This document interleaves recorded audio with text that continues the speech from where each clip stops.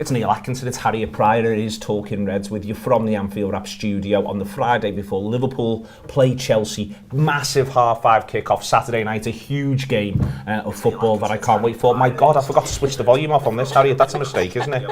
What a real mistake that is. There we go. It means I can see your comments as they come in on the YouTube, a level of professionalism that you just don't get anywhere else. We'll be talking about Liverpool Women as well, that is to come. But the first thing, Harriet, is Liverpool have been linked to Bissouma in a relatively interesting way. We spent the whole of March and April being told Liverpool were going to target Bissouma. Yeah. June came and no Bissouma news followed. And so for Bissouma to suddenly re-emerge 3 days before the end of the window was just a bit weird. It's been on and off, hasn't it, for a little while now, and I feel like I've spoken about it on gutters over the summer, but I'm not sure when. I couldn't really place it in my head, and now it's back again. Like, how long we got left till the window closes? 4 days? 3 days, 4 days, yeah. Yeah, so only 3 working days, I hasten to add. I mean, who can get things done over? One's a bank holiday. One's a bank holiday. Do they not do transfers on bank holidays? I think everyone's short. The fax machines stop working. Yeah, everyone just takes a day off on Monday, don't they? I think it's an interesting one in that we've played a few games now, and I'm wondering if they're thinking, oh, we do need a bit more backup in midfield with the options that we've got. I think obviously everyone keeps saying we need a Wijnaldum replacement. I think there's been conversations about whether Keita can fill that hole this season, Oxlade-Chamberlain can fill that hole this season. Elliot playing in midfield. Exactly, but it would be nice to have one more, wouldn't it? I think Bissouma is an interesting one in that he fits the age bracket that we're kind of looking at. Is he 24, 25, that kind of age? He's more defensively minded, I think, than some of our other midfielders. But he is coming from the Premier League, and we know that players within the Premier League are putting a huge price tag on. I think Ben White went for 50 million, didn't he, from Brighton? So how are they ranking Bissouma against that, and what price tag would that go with? And he started the season brilliantly. Brighton have got 2 wins, and he's arguably put 2 man-of-the-match performances in. It might be that Liverpool have seen those performances and felt he's made a step up. But the flip side of that is Brighton can see the value he has to them. You know, in the same way that, for instance, if Liverpool decided now they were interested in Ismail Assar, if I'm Watford, I'm going, season started here, lads, and he looks really important to us. I think that, if anything, means the price tag only goes higher. That's the thing, it's even harder, isn't it, when the season starts? And like you said, they've had 2 good results. I think last season they were let down by sort of conceding late goals and not being able to sort of push through to the end. And if he's bringing that sturdiness that they kind of need, then they're definitely not going to want to let him go, are they? But it's easier for us to say, yeah, we definitely want him now that he's proved himself. But he's also got Premier League experience, hasn't he? And I think that's always a bit more difficult, integrating players from other leagues into our squad, whereas someone that's played in the Premier League, we could see the value in that as well. So he would be a good addition, but how likely do I think it's going to all be resolved between Brighton, between Liverpool before the transfer window ends? I'm not entirely sure. The reason why I think Liverpool may feel that they want someone who does what Bissouma does is because, for me, there's 3 mild squad concerns, and so to run through them in order, it's still perfectly valid for people to go, what happens if Trent isn't fit? Because he's so important to the way we play. He's so distinctive. I can understand how it's difficult to cover him and how you might end up wanting to use a midfielder there, but that is a mild concern. Another one is, I think we'd all like one more forward. A little bit with, we know what's going to happen in January, and yes, they only played 2 league games. And Phil Blundell pointed this out to me, by the way, Harriet, that Crystal Palace's best player is Wilfried Zaha. He'll be going to the African Cup of Nations as well. They lose 3 or 4 Palace. So we need to not stress too much about that. But we still want to have strength and depth and options the way the Champions League draw's gone as well. But the thing that mildly concerns me is we've seen the value of Fabinho as a 6. We missed Henderson as a 6 last season as cover. I think the idea of having somebody else who can, not just for this season, but for seasons to come, become Liverpool's ideally first choice number 6 over a long period of time, but certainly back up Fabinho, and then allow Henderson to play further forward and worry about that a bit less as well. I think that's a play that could be really valuable to Liverpool. Well, that's definitely, I think, because Fabinho, in terms of looking at our midfielders and the players that we have, Fabinho is really the only one that specialises in that defensive role. I mean, Henderson can play there, but he is more of an all-rounder, and I prefer it when he's playing a bit further forward. So I think you're totally right to say it would be nice to have a backup for Fabinho, and then obviously he's a few years younger than Fabinho, so maybe in the future someone that would come in and actually play and use that role all the time. Like you said, when Fabinho was dropped back last season, it completely changed the shape of it, and we didn't have someone to go in and fill that sort of holding role and more defensive role, playing in front of the back 4.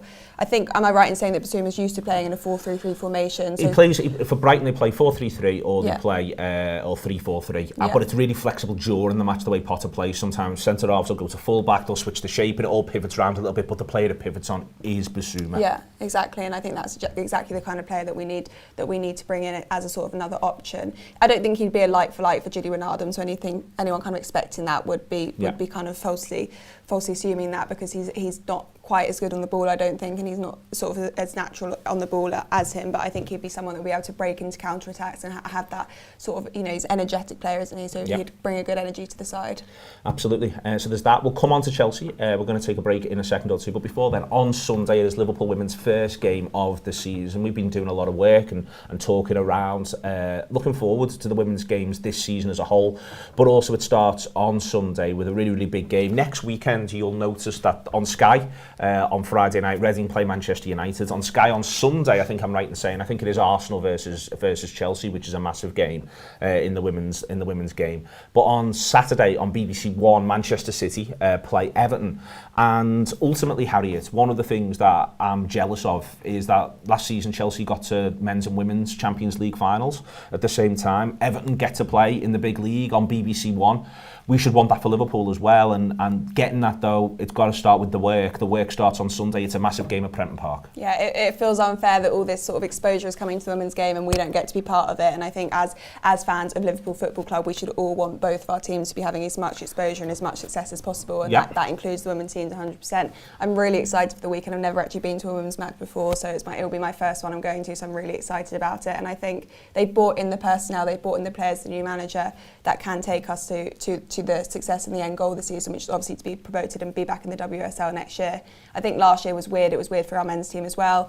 They started with a different manager than they finished with the women's team, and there was a lot of pressure just coming back down to go straight back up, and obviously we know that didn't happen. But now we're used to that league. I think we've got a bit more experience behind us. We've brought in the players that we really need. I think we could be going for promotion, and it all starts this weekend. It does. It all starts this weekend. It's a massive game. They only play. There's 11 teams, 12 teams in the division. They play 22 games over the course of the season. So it's a short season. So it is important to start well. If you can get to Prenton Park on Sunday, do so. You can get tickets through. I'll come on to the tickets in a second, but you can actually get a bus from Anfield that will take you when you buy the tickets. That will take you to Prenton Park.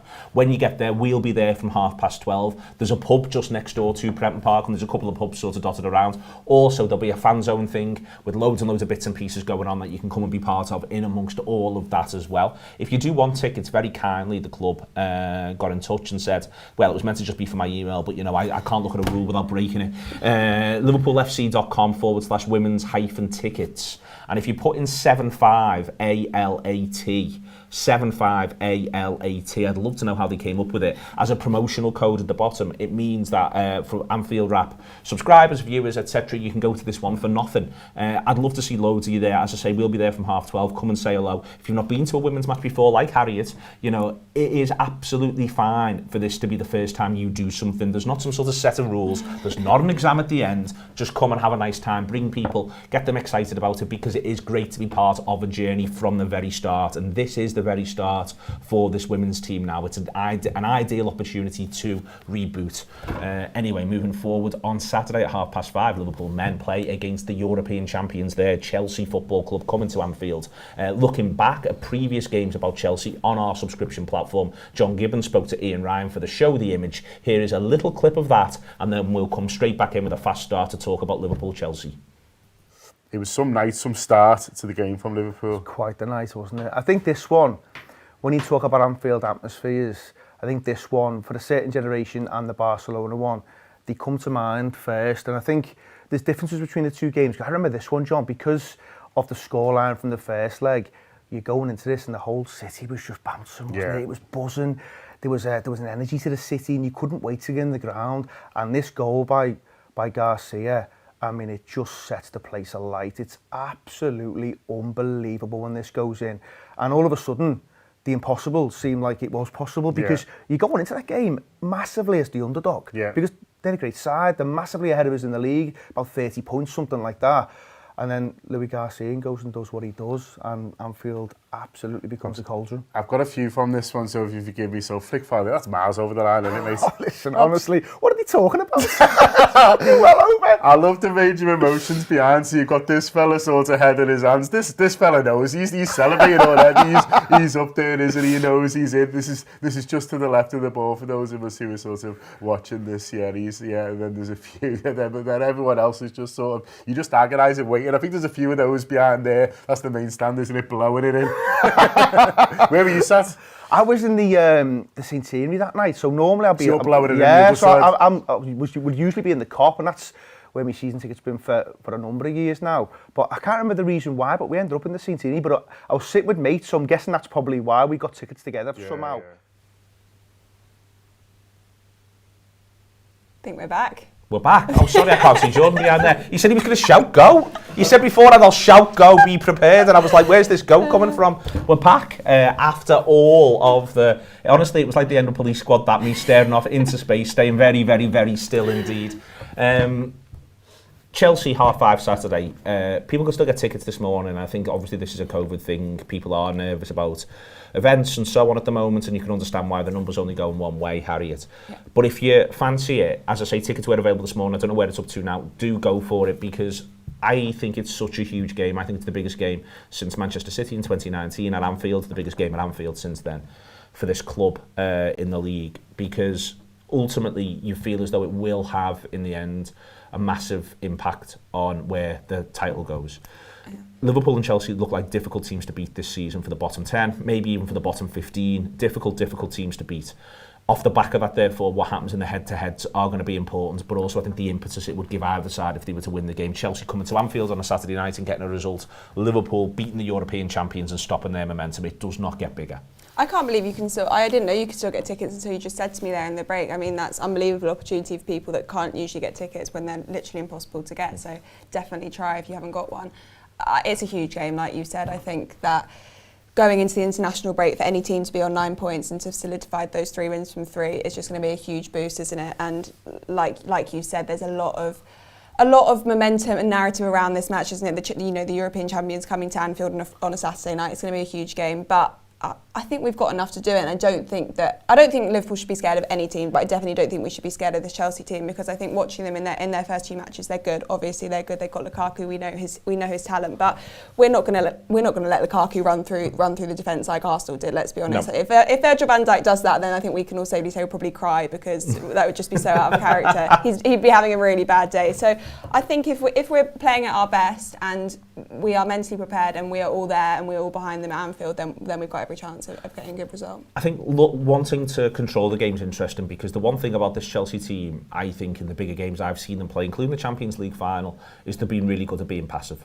When they came to Anfield last year, they countered brilliantly a couple of times, scored a really good goal, but they were mostly happy to just sort of keep us at arm's length, be pretty passive, and certainly when they had the lead, but even before then, say, well, you have the ball over there. Yeah. I think it's one thing to have control of the game because Chelsea are letting us in certain areas. Mm-hmm. The trick for Liverpool is going to be controlling the game in a way Chelsea don't like, right on top of them, right around the penalty area, getting them penned in and stretching them. I think that's what we've got to look to do. Yeah, 100%. I think from the minute the whistle goes, we need to put the high press and the pressure on, because I think that's something that they really won't like, because I think they've been used to in their first few games teams sort of sitting back and they've been able to play the game with freedom the way they want to play it, and I just think we can't give them that time on the ball. We can't let them do that.